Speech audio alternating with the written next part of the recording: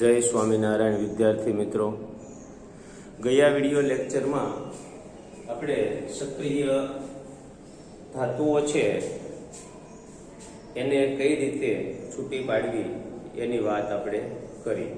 આજે આપણે જોવું છે મધ્યમ કક્ષાની સક્રિય ધાતુઓ. જો મેં તમને વાત કરી હતી એમ કે ધાતુઓ છે એ સક્રિયતાના આધારે ત્રણ પ્રકાર પાડવામાં આવે છે.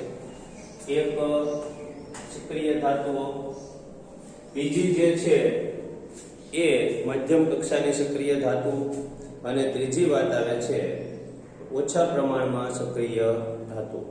બરાબર.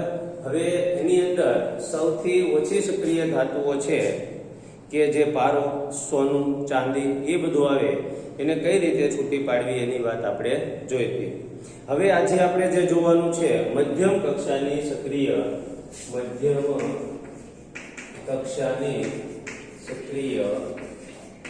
ધાતુઓ. તો મધ્યમ કક્ષાની સક્રિય ધાતુઓ છે એને છૂટી પાડવા માટે આપણે શું કરવું જોઈએ? તો કે મધ્યમ કક્ષાની સક્રિય ધાતુઓમાં કોણ આવે છે? તો કે લોખંડ, ઝીંક, સીસુ. આ મધ્યમ કક્ષાની સક્રિય ધાતુઓમાં લોખંડ, બરાબર, પછી ઝીંક, સીસુ વગેરેનો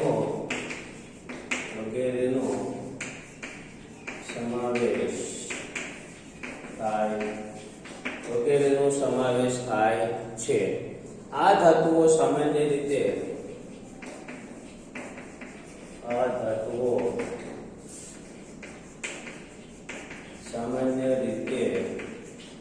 સલ્ફાઇડ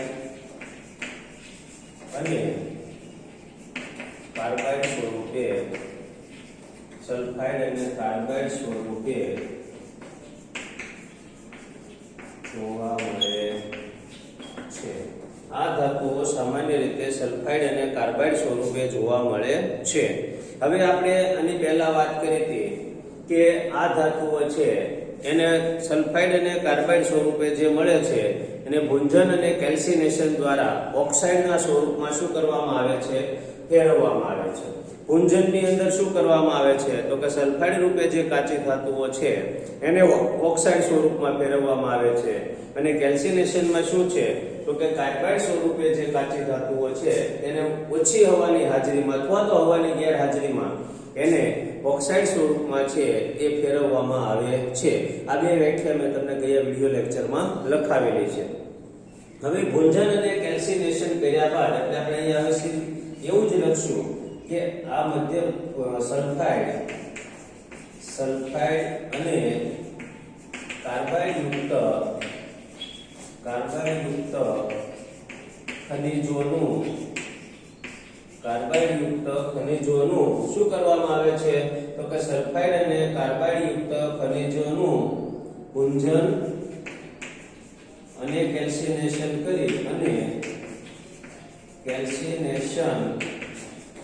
કરીને તેને ઓક્સાઇડ સ્વરૂપમાં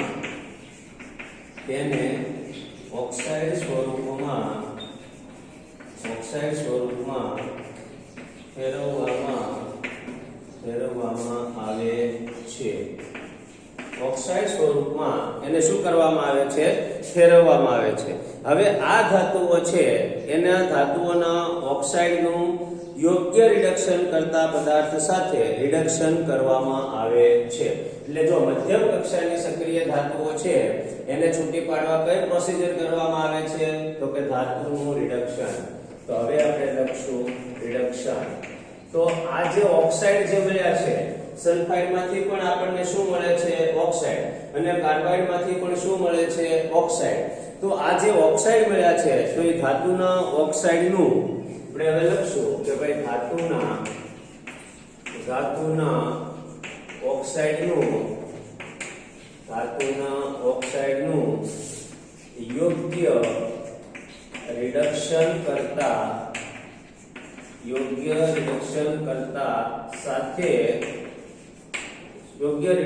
કરતા સાથે તેનું રિડક્શન કરવાથી ધાતુ મળે છે. શું કરવાનું છે? રિડક્શન કરતા વડે એનું શું કરવામાં આવે છે? રિડક્શન. બરાબર છે.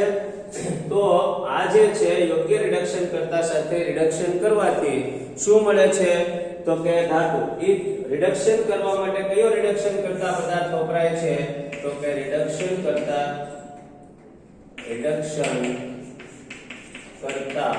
પદાર્થ તરીકે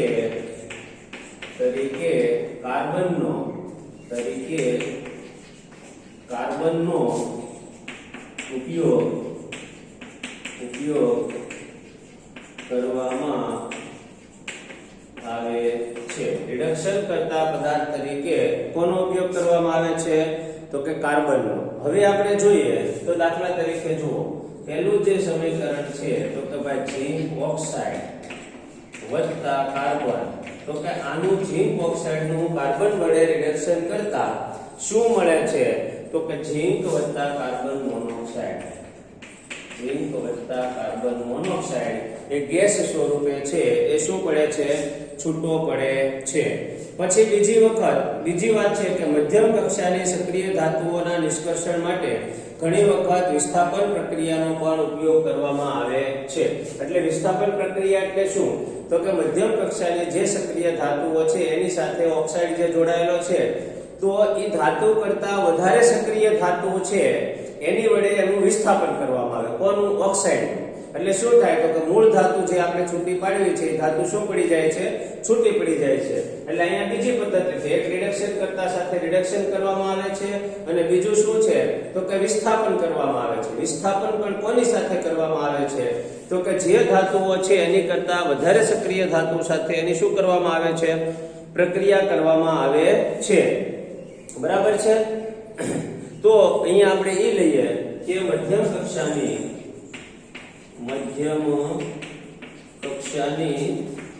સક્રિય ધાતુઓને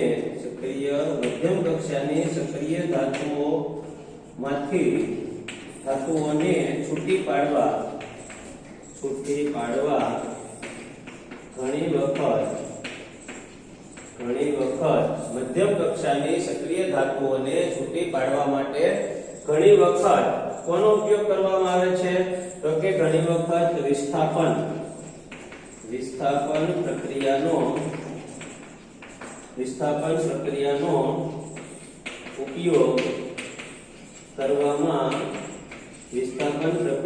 ઉપયોગ કરવામાં આવે છે. બરાબર છે. તો આ વિસ્થાપન પ્રક્રિયા છે એનો ઉપયોગ કરવામાં આવે છે. બરાબર. જેમ કે મેગ્નેશિયમ ઓક્સાઇડમાંથી મેંગેનીઝને છૂટી પાડવા માટે એલ્યુમિનિયમ વપરાય. હવે આ વિસ્થાપન કરવા માટે શું થાય છે? ઉપયોગ કરવામાં આવે છે. પણ એની મૂળ વાત બીજી કઈ દેવામાં આવે છે? તો કે જે ધાતુ છે એને છૂટી પાડવાની હોય, સાંભળજો, જે ધાતુને વિસ્થાપન પ્રક્રિયા માટે, આ તમારી ચોપડીમાં નથી લખ્યું, વિસ્થાપન પ્રક્રિયા માટે જે ધાતુને છૂટી પાડવાની હોય તેના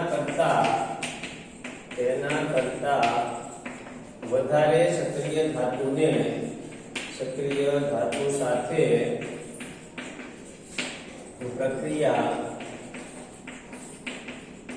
પ્રક્રિયા કરવામાં આવે છે.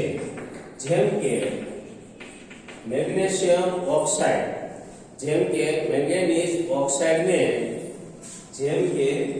મેંગેનીઝ ઓક્સાઇડમાંથી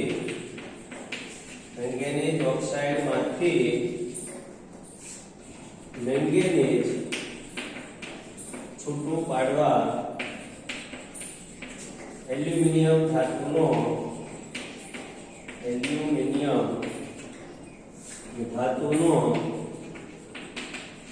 ઉપયોગ કરવામાં આવે છે. એલ્યુમિનિયમ ધાતુનો ઉપયોગ કરવામાં આવે છે. જેમ કે MnO2 એલ્યુમિનિયમ Mn સોલિડ. બરાબર છે. તો અહીંયા સમીકરણ સંતુલિત કરો તો અહીંયા 2 આવશે, અહીંયા 4 આવશે, અહીંયા 3 દુને કેટલા થયા 6, તો અહીંયા 2 છે તો અહીંયા 3 આવશે. બરાબર, અહીંયા 3 આવ્યા એટલે અહીંયા પણ કેટલા આવશે 3. તો આ સમીકરણ છે એને આપણે સંતુલિત કર્યું વત્તામાં ઉષ્મા, એટલે કે આમાં ગરમી છે એ છૂટી પડે છે. તો અહીં લખશું કે આ પ્રક્રિયા ઉષ્માક્ષેપક હોવાથી તેમાંથી પુષ્કળ પ્રમાણમાં ઉષ્મા ઉત્પન્ન થાય છે. તેથી આ પ્રક્રિયામાં એટલે અહીં આપણે એક વાત નોંધ લખશું કે આ પ્રક્રિયા જે મેગ્નેશિયમ છૂટું પડે છે તો આ પ્રક્રિયા છે એ ઉષ્માક્ષેપક હોવાથી આ પ્રક્રિયા ઉષ્માક્ષેપક હોવાથી તેમાંથી પુષ્કળ પ્રમાણમાં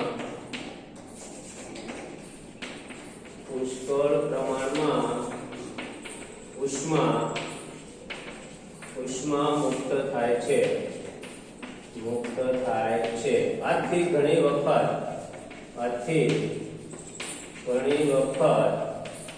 તેમાં ધાતુઓ પ્રવાહી સ્વરૂપે પણ મળી આવે છે. તો આ વાત છે એ બરાબર સમજવાની. તો અહીંયા આપણે જે વાત જોઈ બરાબર છે. બીજું એક ઉદાહરણ આપ્યું છે કે ફેરિક ઓક્સાઇડમાંથી એટલે કે ફેરિક ઓક્સાઇડમાંથી આયન, ફેરસ ઓક્સાઇડમાંથી આયન એટલે કે Fe2O3 એલ્યુમિનિયમ એટલે કે ફેરિક ઓક્સાઇડમાંથી આપણે છે એ આયન છૂટું પાડવા માટે પણ એલ્યુમિનિયમ છે એનો ઉપયોગ થાય છે. હવે આ સમીકરણ છે એને સંતુલિત કરવા માટે આપણે શું કરવું પડે છે? તો કે આ સમીકરણને સંતુલિત કરવા માટે ગણો તમે, અહીંયા 2 છે, Fe કેટલા છે? અહીંયા 2 છે, તો અહીંયા 2 મૂકો, અહીંયા Al2O3, અહીંયા O3 તો છે જ તે, પણ Al2 એટલે અહીંયા છે 2 મૂકો એટલે આ સમીકરણ શું થયું? હવે સંતુલિત થયું. તો આ જે બીજી વાત આપણે જોઈ એ મધ્યમ કક્ષાની સક્રિય ધાતુઓનું અલગીકરણ. બરાબર છે. તો અહીંયા આપણે જોયું એના માટેની 2 પદ્ધતિની વાત કરી. કેટલી પદ્ધતિની વાત કરી? એના માટે 2 પદ્ધતિ. કઈ 2 પદ્ધતિની વાત કરી? તો કે રિડક્શન, કે કાર્બન વડે એનું શું કરવામાં આવે છે? રિડક્શન. બીજી કઈ વાત જોઈ? તો કે બીજી વાત જોઈ વિસ્થાપન. વિસ્થાપન પ્રક્રિયામાં શું ખ્યાલ રાખવાનો છે? તો કે જે ધાતુની આપણે છૂટી પાડવાની છે તેની કરતા વધારે સક્રિય ધાતુઓ લઈ અને તેનું રિડક્શન કરવામાં આવે, તેનું વિસ્થાપન કરવામાં આવે છે. તો અહીંયા 2 વાત જોઈ મધ્યમ કક્ષાની સક્રિય ધાતુઓ. પહેલી વાત આપણે ગયા વિડિયો લેક્ચરમાં જોયું તો સૌથી ઓછી કક્ષાની સક્રિય ધાતુઓ. બરાબર, સક્રિય ધાતુઓમાં સૌથી નીચી કક્ષાની જે સક્રિય ધાતુ છે એની. બીજી વાત આપણે જોઈ મધ્યમ કક્ષાની સક્રિય ધાતુઓ. અને હવે ત્રીજી વાત જે છે એ આપણે જોવાની છે સૌથી વધારે સક્રિય ધાતુનું નિષ્કર્ષણ, એટલે કે સૌથી વધારે સક્રિય ધાતુઓ છે એને પૂરી પાડવા માટે આપણે શું કરવું જોઈએ એના વિશેની વાત છે એ હવે આપણે જોઈએ. બરાબર છે. તો હવે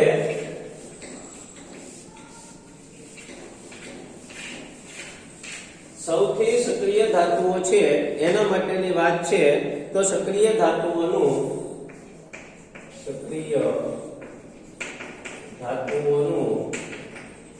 નિષ્કર્ષણ. સક્રિય ધાતુઓનું નિષ્કર્ષણ. તો સક્રિય ધાતુઓનું નિષ્કર્ષણ કેવી રીતે કરી શકાય એના વિશેની વાત આપણે જોઈએ. તો સૌથી વધારે સક્રિય ધાતુના નિષ્કર્ષણ માટે ધાતુના પીગલિત દ્રાવણનું વિદ્યુત વિભાજન કરવામાં આવે છે. આ વસ્તુ બરાબર સમજવાની છે કે અહીંયા ધાતુના પીગલિત દ્રાવણની વાત છે. હું તમને દાખલા તરીકે NaCl ની વાત કરું, સોડિયમની, તો એનો ખનિજ છે NaCl. તો હું તમને એમ કહું કે અહીંયા NaCl નું પીગલિત દ્રાવણ લેવાનું છે. તો NaCl નું પીગલિત દ્રાવણ એટલે NaCl માં પાણી નાખીને બનાવેલું દ્રાવણ? તો કે નહીં. NaCl ને સીધું ઓગાળી નાખવાનું છે. NaCl નું પીગલિત દ્રાવણ કહેવાય. યાદ રાખજો બરાબર. એટલે કે જે સક્રિય ધાતુ છે એને આપણે છૂટી પાડવાની છે, ઈ ધાતુનું સીધું જ દ્રાવણ બનાવી નાખવાનું છે. એટલે NaCl નું વિદ્યુત વિભાજન NaCl માં પાણી નાખી નથી કરવાનું.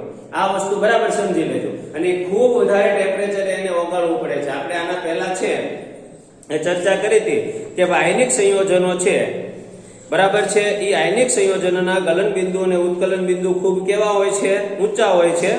જ્યારે આપણે સંયોજનો બનાવ્યા હતા આયનિક સંયોજનો, બરાબર છે, ત્યારે એની ચર્ચા કરી હતી કે NaCl નું ગલન બિંદુ તમે જુઓ, પાના નંબર છે એ તમારે 48 ઉપર આપેલું છે કે એનું ગલન બિંદુ 1074 કેલ્વિન છે.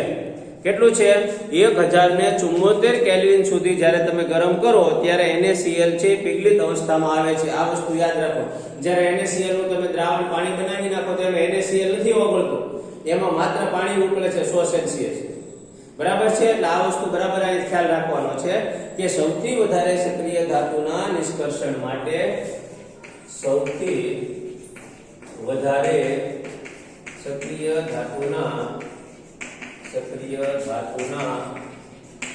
નિષ્કર્ષણ માટે સૌથી વધુ ધાતુના નિષ્કર્ષણ માટે સક્રિય ધાતુના પીગલિત દ્રાવણનું નિષ્કર્ષણ માટે સક્રિય ધાતુઓના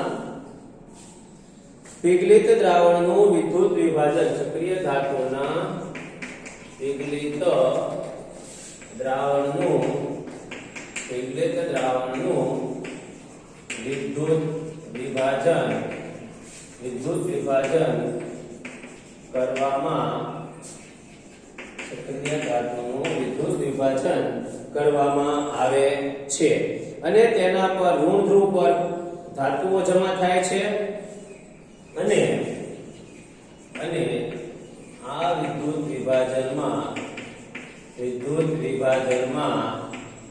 ઋણ ધ્રુવ પર, જો યાદ રાખજો, ધાતુઓ છે એ ધન આયન બનાવે છે. NaCl હોય દાખલા તરીકે, તો તમે બધા જાણો છો કે NaCl નું જ્યારે વિદ્યુત વિભાજન થાય ત્યારે Na+ અને Cl શું બને છે? માઈનસ બને છે.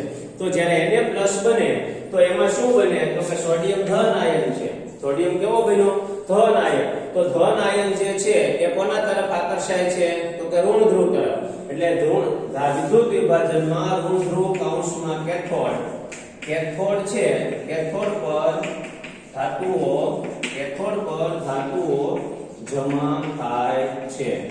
કેથોડ પર છે એ શું થાય છે?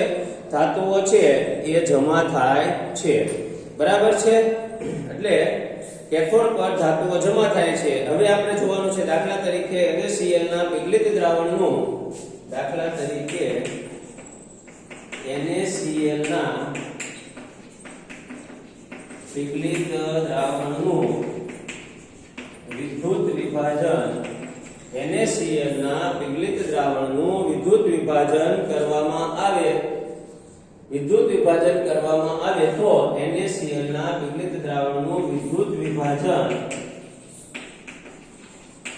કરવામાં આવે તો NaCl ના વિદ્યુત વિભાજન કરવામાં તો એનોડ અને કેથોડ પર, તો એનોડ અને કેથોડ પર નીચેની પ્રક્રિયાઓ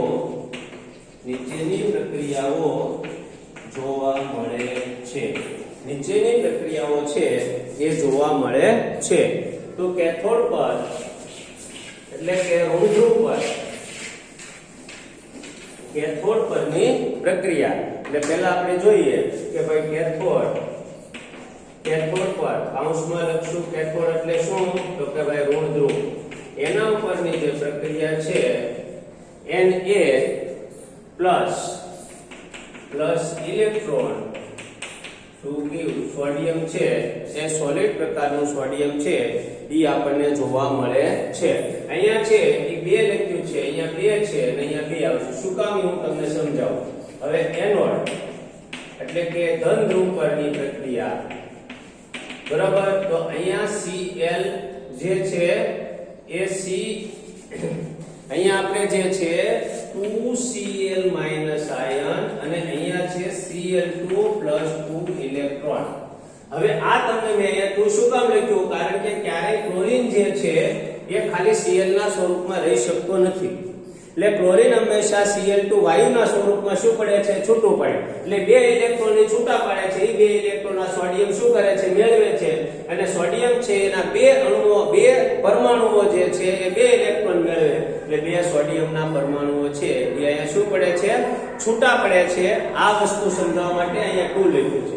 ખરેખર સોડિયમ એક જ ઇલેક્ટ્રોન મેળવે છે, પણ અહીં ક્લોરીન છૂટા કેટલા પાડે છે? એક સાથે બે. કારણ કે બે ક્લોરીન ભેગા થઈ અને શું બનાવે છે? તો કે બે ક્લોરીન ભેગા થઈ અને Cl2 બનાવે છે. માટે આ પ્રક્રિયા છે એ આવી રીતે લખવામાં આવે છે. હવે આમ કેથોડ પર આ શું છૂટું પડે છે?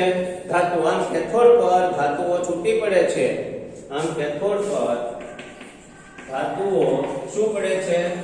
છૂટી પડે છે. આમ કેથોડ પર ધાતુઓ છૂટી પડે છે અને તેમાં પ્રક્રિયા થાય છે.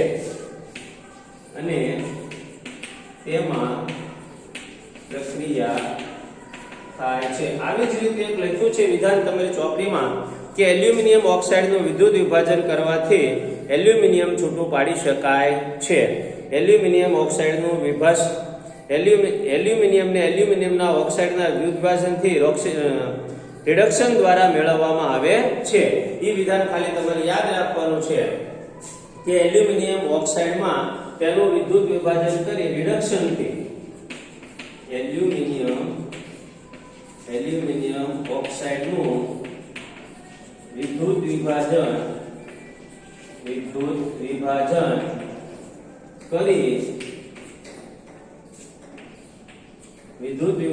કરી તેના રિડક્શન દ્વારા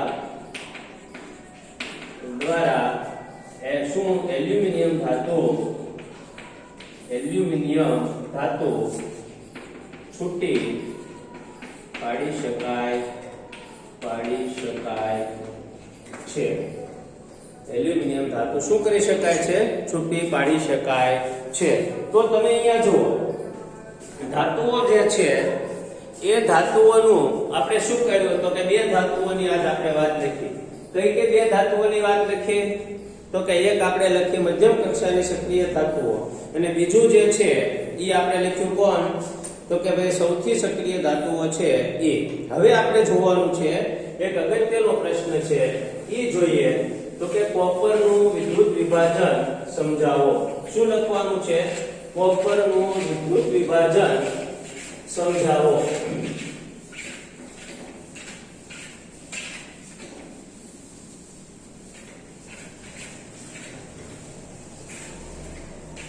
હવે જો કોપરના વિદ્યુત વિભાજન વિશેની આકૃતિ પણ તમારી ચોપડીમાં આપેલી છે. મેં તમને એના છૂટા પ્રશ્નો પાડી અને લખાયું છે. આપણો પ્રશ્ન એવો થશે કે ભાઈ કોપરનું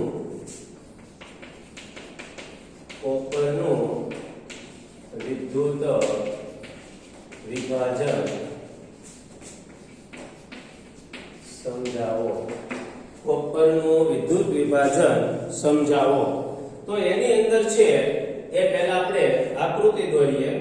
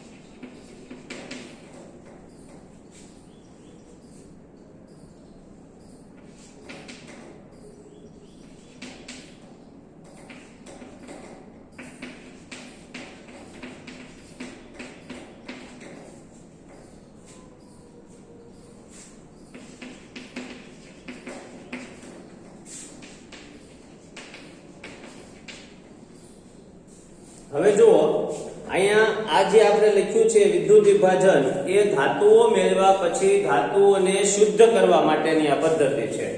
કઈ પદ્ધતિ છે કે આપણે જે ધાતુઓ મેળવી છે એ ધાતુઓ છે એ હજી અમુક પ્રમાણમાં અશુદ્ધ હોય છે. મેં તમને પહેલા કીધું હતું એમ કે ખનિજ છે સૌથી પહેલા પૃથ્વીના પેટાળમાંથી જે મળે છે ધાતુઓ બરાબર ઈ એના ખનિજ સ્વરૂપે હોય છે. ઈ ખનિજ સાથે બીજી અશુદ્ધિ હોય છે. એટલે પહેલા આપણે ધાતુઓના ખનિજનું શુદ્ધિકરણ કરવાનું આવે છે. પછી ધાતુના ખનિજમાંથી ધાતુઓને ઓક્સાઇડમાં રૂપાંતર કરવાની. ઈ ઓક્સાઇડમાંથી ધાતુ મેળવવાની. ઈ ધાતુઓ મેળવ્યા પછી ઈ ધાતુઓ છે એના શુદ્ધિકરણ માટેની આ રીત છે. તો ધાતુઓનું વિદ્યુત વિભાજન જે છે એની અંદર કઈ ધાતુઓ છે તો કે કોપર, સાંભળજો, કોપર, પછી ઝીંક, કોપર છે, ઝીંક છે, ટીન, પછી નિકલ, પછી નિકલ વગેરે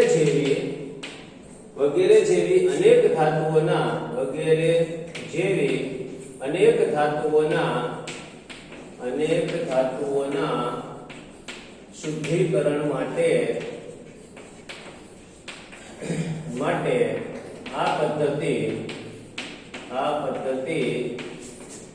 વપરાય છે. સૌથી પહેલી વાત છે. પછી હવે આવે છે આની અંદર વિદ્યુત દ્રાવણ. તો વિદ્યુત દ્રાવણ તરીકે આપણે જોઈએ તો કોપરના વિદ્યુત વિભાજન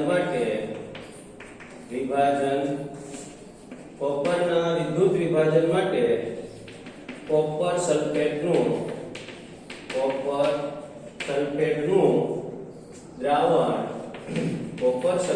દ્રાવણ વિદ્યુત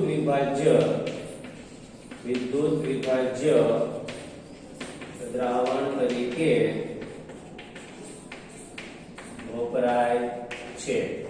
બરાબર છે. ત્યાર પછી રાસાયણિક ધ્રુવ. તો રાસાયણિક ધ્રુવમાં શું છે તો કે એનોડ તરીકે, એનોડ એટલે ધન ધ્રુવ તરીકે જે ધાતુનું આપણે શુદ્ધિકરણ કરવાનું છે તે અશુદ્ધ ધાતુનો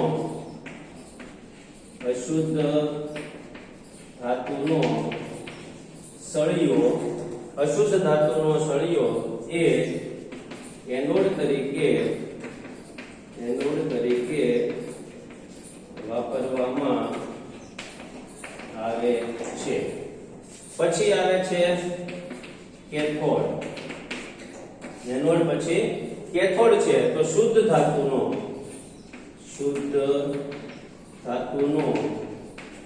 સળિયો કેથોડ તરીકે વાપરવામાં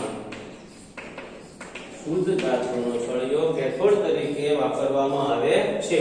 ત્યાર પછી એની અંદરની પ્રક્રિયાની વાત કરીએ તો જો અહીં દ્રાવણમાંથી શું કરવામાં આવે છે વિદ્યુત પ્રવાહ છે એ હું તમને પાછો કાલે લખાવીશ કે દ્રાવણમાં પ્રક્રિયા ખાલી કે દ્રાવણમાં વિદ્યુત પ્રવાહ છે પસાર કરતા તેમાં છે એ રાસાયણિક પ્રક્રિયા થાય છે. અને આ પ્રક્રિયા શું થાય મેં તમને થોડુંક સમજાવવું છે એટલા માટે એ પ્રક્રિયા છે એ હું તમને કાલે લખાવીશ. આજે તમે બરાબર આકૃતિ દોરી લેજો. બરાબર કઈ ધાતુઓ છે એ વપરાય છે વિદ્યુત દ્રાવણ તરીકે. કોપરના વિદ્યુત વિભાજન માટે કોપર સલ્ફેટ એ લખવાનું, રાસાયણિક ધ્રુવ એનોડ અને કેથોડ. પછી એની પ્રક્રિયા શું થાય એ આપણે આવતીકાલે સમજશું. આજે આપણે છે એ બરાબર તમે સમજો કેટલી વસ્તુ ભણ્યા તો કે મધ્યમ કક્ષાની સક્રિય ધાતુઓના અલગીકરણ માટેની 2 રીત, એક રિડક્શનની રીત, બીજી છે એ વિસ્થાપનની રીત. ત્યાર પછી સક્રિય ધાતુઓમાં મેં તમને સમજાવ્યું એમ કઈ પ્રક્રિયા ભણ્યા સક્રિય ધાતુઓની અંદર તો સક્રિય ધાતુઓના ધાતુઓના અલગીકરણ માટેની પદ્ધતિ છે એના વિદ્યુત પિગલન એટલે કે એને ઓગાળી અને એનું વિદ્યુત વિભાજન કરવામાં આવે છે એ વાત આપણે જોઈ. અને છેલ્લે કોપરનું વિદ્યુત વિભાજન છે એ વાત આપણે સમજ્યા. અત્યારે એટલું રાખીએ છીએ. અસ્તુ. જય સ્વામિનારાયણ.